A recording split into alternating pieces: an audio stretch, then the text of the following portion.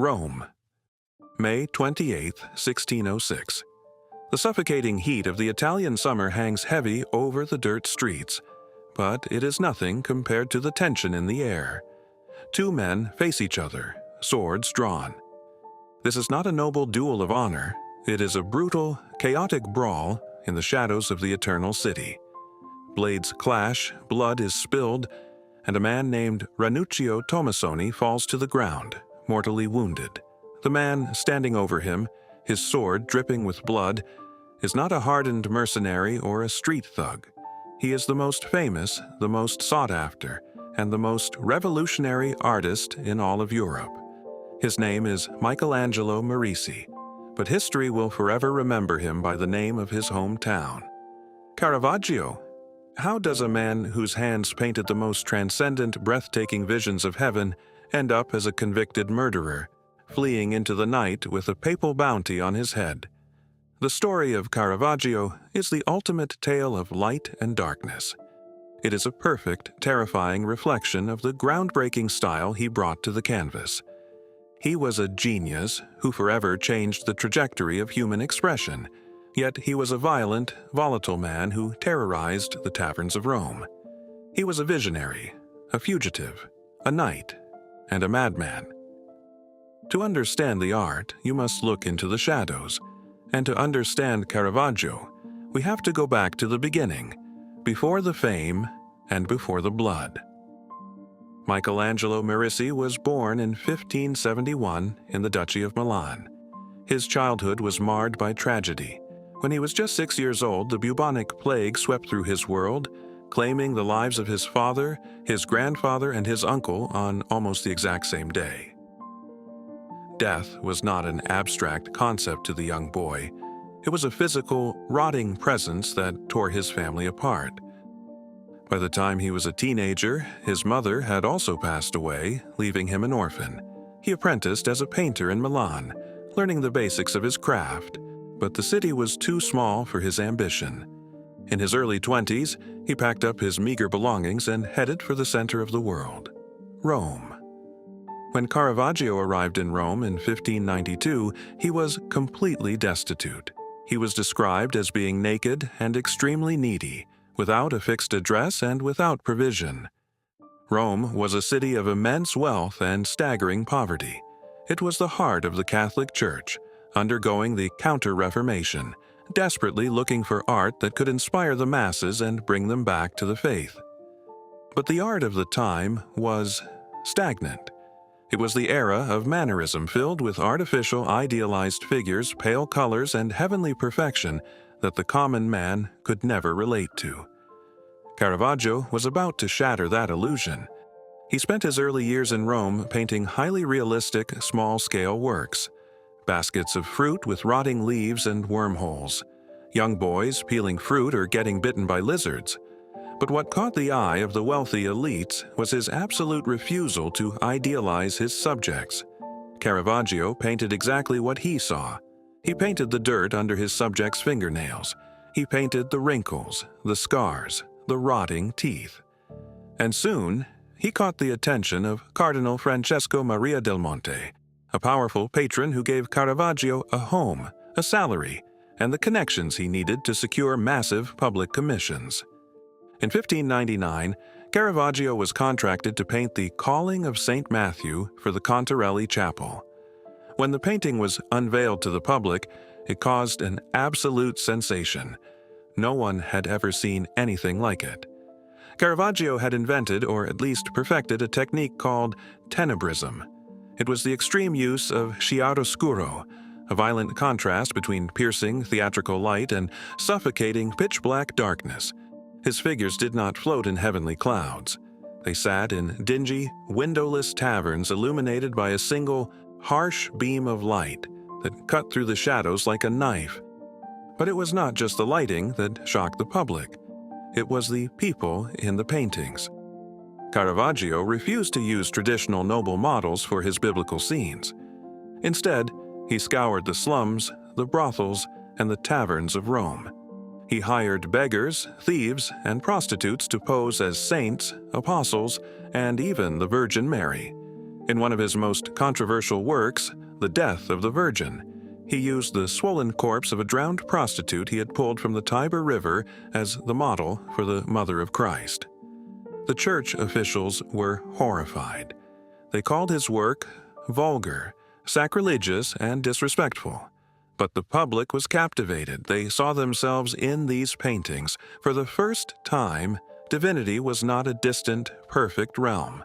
Divinity was down in the dirt, struggling right alongside them. As his fame exploded, so did his ego and his temper. Caravaggio became the ultimate bad boy of the Renaissance. By 1604, he was a massive celebrity, but he was completely out of control. Court records from the time paint a picture of an arrogant, violent man who thought he was above the law. He would paint furiously for 2 weeks, and then spend the next month strutting around the streets of Rome with a sword at his side, followed by a gang of loyal friends actively looking for a fight. He was arrested constantly. He was sued for writing satirical, offensive poems about his rivals. He assaulted a waiter over a plate of artichokes, smashing the man's face with a heavy earthen plate because he felt disrespected. He threw stones at the police. He slashed the cloak of an adversary. He carried illegal weapons. His patrons, powerful cardinals, and noblemen constantly bailed him out of jail, protecting their prized artist from the consequences of his actions. They believed his genius excused his madness. But there was a limit to what even the most powerful men in Rome could cover up. Which brings us back to that sweltering day in May, 1606. Ranuccio Tomassoni was a wealthy, dangerous man, a pimp and a gang leader from a powerful family. He and Caravaggio had a long-standing hatred for one another. Some say the fatal fight was over an unpaid gambling debt from a tennis match. Others say it was over a prostitute named Philide Melandroni, who modeled for Caravaggio and worked for Tomassoni. Whatever the spark, the fire consumed them both. During the brawl, Caravaggio thrust his sword into Tomassoni's groin.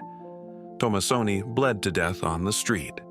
This time, there was no patron powerful enough to save him. The Pope himself issued a bando capitale. This was a death warrant. It meant that anyone in the Papal States had the legal right to kill Caravaggio on sight, and as a reward, they only had to bring his severed head to the authorities. The greatest painter in Rome was now a hunted animal. Caravaggio fled the city in the dead of night, beginning a desperate 4-year period of exile that would ultimately destroy him. He fled first to the estates of the Colonna family outside of Rome, and then south to Naples. Even on the run, his reputation preceded him. In Naples, he was treated as a superstar, and he continued to paint. But his art began to change. The violent, dramatic lighting remained, but the mood became darker, more psychological, and heavily burdened by guilt. He constantly painted scenes of executions and beheadings. Desperate to secure a papal pardon to return to his beloved Rome, Caravaggio believed he needed a powerful ally. He traveled to the island of Malta, the home of the Knights of St. John, a powerful military religious order. He hoped that by becoming a knight, he could appeal to the Pope for forgiveness. He painted masterpieces for the Grand Master of the Order, including his largest ever painting, the beheading of St. John the Baptist. It is a chilling, brutal masterpiece, and it is the only painting Caravaggio ever signed. He signed his name in the blood spilling from the saint's severed neck. For a brief moment it worked. He was inducted as a Knight of Malta. He had honor, status, and a path to redemption. But Caravaggio could not escape his own nature. Just weeks after being knighted, he got into another violent brawl, this time severely wounding a senior knight of the order. He was thrown into a dungeon, stripped of his knighthood, and expelled as a foul and rotten member. Miraculously, he managed to escape the prison, scaling the walls and fleeing to the island of Sicily. Now he was not only running from the Pope, he was running from the Knights of Malta, who had dispatched assassins to hunt him down. Caravaggio was descending into paranoia and madness. In Sicily, he slept fully clothed with his dagger by his side. He tore up paintings if anyone dared to criticize them. He was a ghost, jumping at shadows, moving from city to city, leaving behind a trail of dark, haunting masterpieces that reflected his tortured soul. In his painting, David with the head of Goliath, he painted himself as the severed, bleeding head of the giant, held up by a youthful David. It was a plea for mercy, a visual confession of his sins sent back to the cardinal in Rome, who was negotiating his pardon. In 1610, word finally reached him. The Pope was prepared to grant the pardon. Caravaggio could finally go home. He boarded a boat in Naples, carrying 3 paintings as gifts for the men who had secured his freedom. But his enemies had caught up with him. Outside a tavern in Naples, he was ambushed. His face was slashed and severely disfigured. The attack was so brutal that rumors spread across Italy that he was dead. But he survived, battered, scarred, and desperate. He boarded a small ship heading north toward Rome. What happened next remains shrouded in mystery and debate. The ship stopped at the port of Paolo, where Caravaggio was wrongly arrested and thrown in jail for 2 days. By the time he bought his way out, the ship, carrying all his paintings and his only ticket to freedom, had set sail without him. Stranded, feverish, and suffering from an infected wound, he began to walk along the coast under the blistering July sun, desperately trying to catch up with the ship at the next port. He never made it to Rome. On July 18, 1610, at the age of 38, Michelangelo Merisi da Caravaggio died in a hospital in the small coastal town of Porto Ercole. The cause of his death is still debated. Was it malaria? An infection from his sword wounds? Lead poisoning from his own paints? Or did his enemies finally silence him? He died alone, without a friend by his side, just days before the official papal pardon arrived. Caravaggio lived a life of chaos and violence, but he left behind a legacy that changed the world. He took the divine and dragged it down into the dirt. He found beauty in the broken, the marginalized, and the condemned. He was a murderer, yes, but he was also the man who taught the world how to see the light in the deepest, darkest shadows.